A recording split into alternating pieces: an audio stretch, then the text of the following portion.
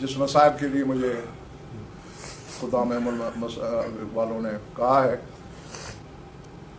तारीख़ी एतबार से वो मसाइब है ही मुख्तसर तरीन। हाँ, लेकिन मसाइब के लिए हुजुम शर्त नहीं। हाँ, ये ज़रूरी नहीं है कि मसाइब के लिए घंटे की रिवायत हो तो फिर रोया जाए। हाँ, एक मुज्तहिद अकबर के घर मजलिस हो रही थी, पढ़ने वाला भी मुज्तहिद, तो उन्होंने फिक्रा बोला, दाखलत ज़ैनब सलामुल्लाह अलैहा अला इब्न ज़ियाद, कि अली की बेटी इब्न ज़ियाद के दरबार में दाखिल। इतना कहा, वो आगे बढ़ने लगे। जो मुज्तहिद मजलिस करा रहा था उसने अमामा उतारा, कहते हैं यार रुक जा, हमें इस जुमले का हक तो अदा करना है। अभी अलग कितना मुख्तसर सा जुमला है, पहले हमें इस जुमले का हक अदा करने दे कि अली की बेटी मसदर ततीर मलका तहारत और इब्न ज़ियाद जैसा शराबी का दरबार। इसलिए मैंने कहा कि मसाइब के लिए हुजुम शर्त नहीं, उसकी हकीकत को देखा जाता है। कौन सा बतूल का बेटा ऐसा है या तलवार से या जहर से। और मैं अमूमन एक फिक्रा मिंबरों से भी कहा करता हूँ, जो लोग मेरी मजालिस में होते हैं वो वाक़िफ़ है इस जुमले से। मैं कहा करता हूँ कि जिस मलऊन ने भी बतूल के जिस बेटे को जहर दिया है उसने मुफ्त में लानत कमाई है। मतलब ये कि अगर कुछ दिन सब्र कर लेते तो बीबी का हर बेटा ज़ैनब की चादर को रो रो के खुद मर गया। क्योंकि हम किताबों में पढ़ के रोते हैं, आप हमसे सुन के रोते हैं। बतूल के बेटे न किताब के मोहताज हैं न रिवायात के मोहताज हैं, वो तो खुद ऐनुल्लाह है। माजी हाल मुस्तकबिल सारे ज़माने हथेली की तरह उनके सामने होते हैं, वो तो आंखों से देखते हैं हो क्या रहा है। जी सादिक आले मोहम्मद का वाक़या पढ़ा है मैंने किताबों में, खुदा वाहिद की कसम कलेजा पानी हो जाता है। मंसूर मलून, जिसे मंसूर दवाने के नाम से ज़माना जानता है, इसने रात को चोरी खुफिया सरकार सादिक आले मोहम्मद के घर में आग लगवा दी थी। घर जल गया, असासुल बैत सामान जल गया। दूसरे दिन शिया इकट्ठे हुए कि यार जालिम ने मौला का घर जला दिया, चल के मौला को अफसोस करें।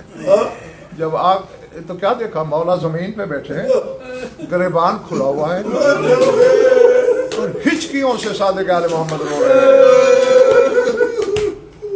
हैरान हो गए,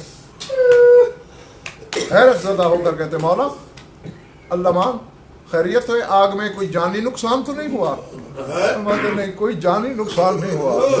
मौला तो फिर आप दुनिया पर तो अफसोस करने वाला खानदान ही नहीं है, तो इस तरह ये बेताब हो के जमीन पे खाक पे मिट्टी पे बैठकर यूं हिचकियों से क्यों रो रहे हैं? कहते यार बात इतनी है, जब मेरा घर जल रहा था ना, मेरे पर्दादार मेरे पीछे मेरी पनाह ले रहे थे। मुझे शाम गरीबा में ज़ैनब याद, मुझे शाम गरीबा में अली की बेटियां याद आ,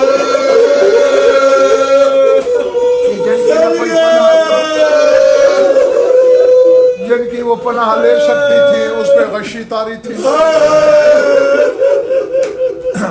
इसलिए मैंने कहा है कि बतूल के हर बेटे को अपने गम ने नहीं रुलाया, बल्कि अली की बेटी की बेहिजाबी ने, मलका शाम की बेरिदाई ने हमेशा रुलाया है। और मंसूर रईन ने ही सरकार को जहर दिलवाया है।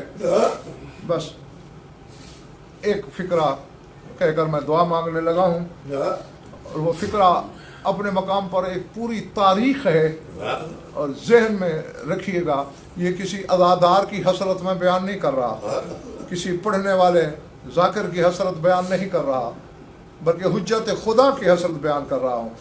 जहर मिला है सरकार को, रिवायतें दो तीन हैं, लेकिन मौसक रिवाज ये खजूर में जहर दिया गया है सादिक आले मोहम्मद को।